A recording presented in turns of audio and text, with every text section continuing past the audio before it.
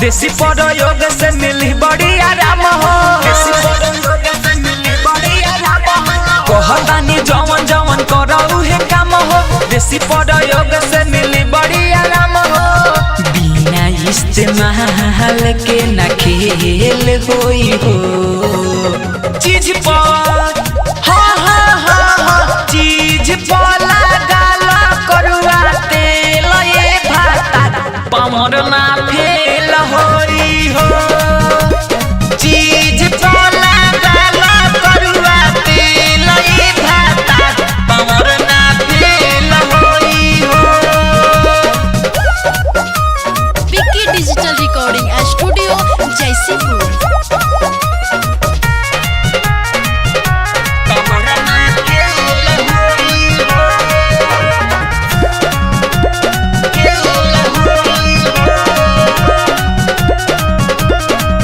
लागी नाही ब्यूटी च्यूटी लागी नाही दाग हो।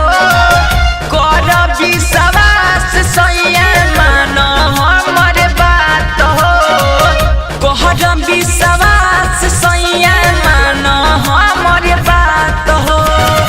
लागी नाही ब्यूटी च्यूटी लागी नाही दाग हो। कर विश्वास सैया विश्वास सैया मान हमर बात हो। तभे हमनी के जाके मेल होई हो। चीज पर चीज पर लगाला करुआ तेल ये भाता पमर ना फेल होई हो। चीज पर लगाला करुआ तेल ये भाता पमर ना फेल होई हो।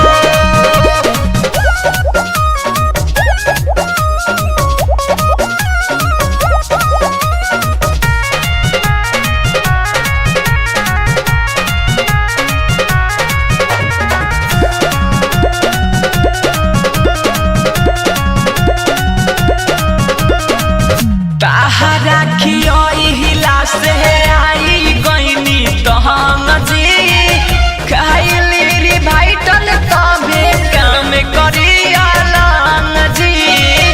खाइली रे भाइटल तबे काम करी अलंग जी।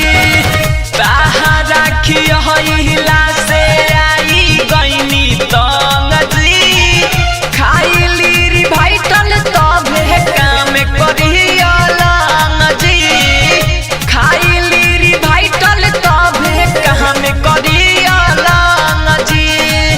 कमलेश्वर बिना झमेल होई हो।